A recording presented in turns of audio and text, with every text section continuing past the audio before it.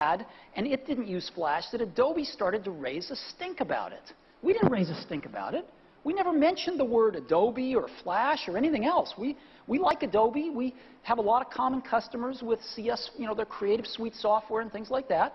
So we weren't trying to have a fight. We just decided not to use one of their products in our platform. And so, they started to say a lot of bad things about us in the press and this and that, and it went on for months. And that's why I wrote Thoughts on Flash, was because we were trying to be real professional about this and weren't talking to the press about it. We didn't think it was a matter for the press. And we finally just said, enough is enough. We're tired of these guys trashing us in the press over this. And so we wrote down the reasons why, technically, we didn't choose Flash. And they are just as true today as they were when we wrote it, as they were 6 months or a year before that. And what would happen, just so this, I promise, we're going to move on to the next thing you don't want to talk about. But on this Flash thing, what would happen? I mean, it's an open market. You do have competitors, particularly in the smartphone side, and you may have significant competitors in the tablet side. We have a couple of companies showing non-iPad tablets here this week. This is America. This is America. That's right. Well, it's L.A., but it's part of America. Yeah. What if the market says, hey, it's important enough to us to be able to run not just these videos, but whole websites. There's a great photo editing site. I don't know if you've ever used it, called Picnic. It's a lovely site. It really works like a smooth, slick, native client on your computer. But it's written in, it's a Flash site on the web. I mean, it probably uses other technologies too, but it doesn't work on the iPad.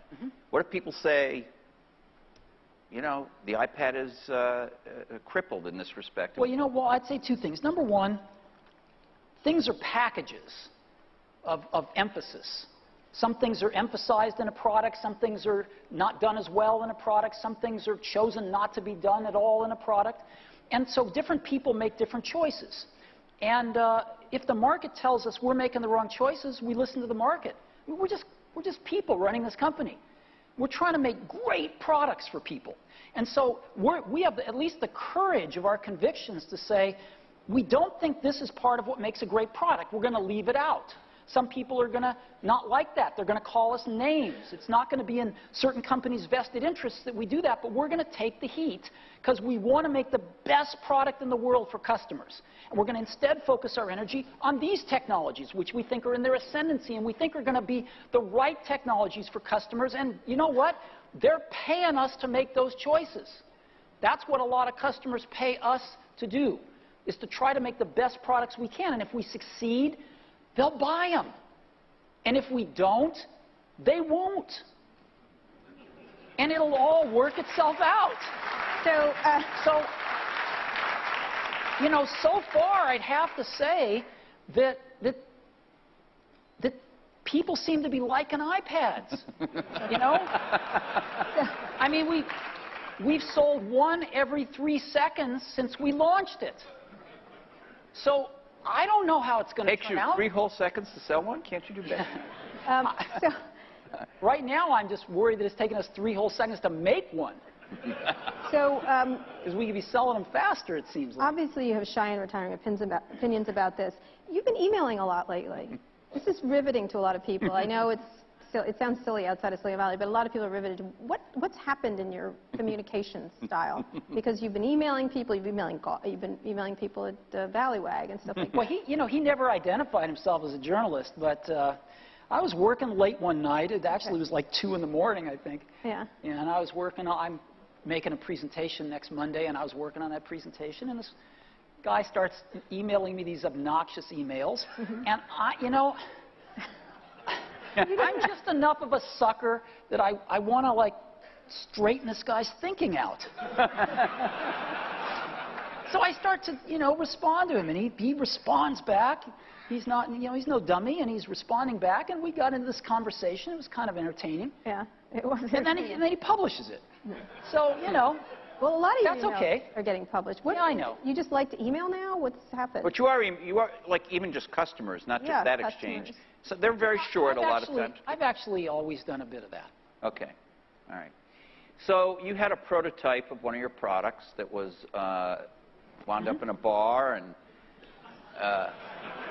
you've heard of? Have you heard of? Has this come to your attention? I don't know, because you're the CEO, and I don't know whether lower levels are handling it, but and then there was a blog that paid somebody some money. We don't really know the whole story because the investigation, I guess, is underway with the police. But I wanted to ask you your reaction to sort of a duality about this, because I think there are people in the public and in journalism who don't approve of somebody, of sort of checkbook journalism, if you want to call it that, the way that was done, if what we know is true. And I want to keep stressing that because I don't know that we know the whole thing yet. But on the other hand, then the police go and they don't issue a subpoena, which somebody's lawyers could fight in court about taking this guy's computers, but they go and get a search warrant and they grab them. And one presumes, and again, I don't know, but I know if they took my computer, there's notes and things for many companies and many sources and stories and things that wouldn't necessarily be relevant to whatever the police are looking at. It was just like a giant grab of a journalist's sort of assets of all the background of what that guy was doing. Or a guy's assets, at least. Well, you could debate what a journalist is. But we could debate it, but I mean, we think bloggers are journalists. We run a blog, so we think bloggers are journalists. And the New York Times runs blogs. The Wall Street Journal runs blogs. I don't think that's much of a debate anymore. But anyway, the point is, so where do people come down on this? I mean, what do you think? What do you come down? I can just tell you what. There is an ongoing investigation by the DA, and I'm not current on it. But I can tell you what I do know. Okay. One of our employees, to make a wireless product work well, you have to test it. And there's no way to test it in a lab completely, so you actually have to carry them and test them out. And one of our employees was carrying one, and there is a debate as to whether it was left in a bar or stolen out of his bag, but I don't know the answer to that. And the person that ended up with the phone decided they would try to sell it to somebody, so they called Engadget and they called Gizmodo. It turned out that the person that got the phone tried to activate it by plugging it into his roommate's computer, a woman. And she saw him evidently destroying some evidence. And she's the one that called the police. And that's why they got the search warrant. Did she call the police or did she call Apple? She called the police. And because she didn't want to get implicated, supposedly. I'm just telling you what I've been told. And so the police came and felt that they needed to grab some stuff before it all disappeared. And so this is a story that's amazing. It's got theft. It's got buying stolen property. It's got extortion. I'm sure there's sex in there somewhere. Really? And so somebody should make a movie out of this. Well, we've got some movie producers. And it was reported that the police broke down somebody's door, which they, to my best of my knowledge, never did. And so it's just, this whole thing is very colorful. And the DA's investigating it. And to my knowledge, they have somebody from the courts that is making sure that they only see stuff that relates to this case and no other cases. I believe they're taking great pains to do that. And so I don't know where it will end up. It's really up to the DA.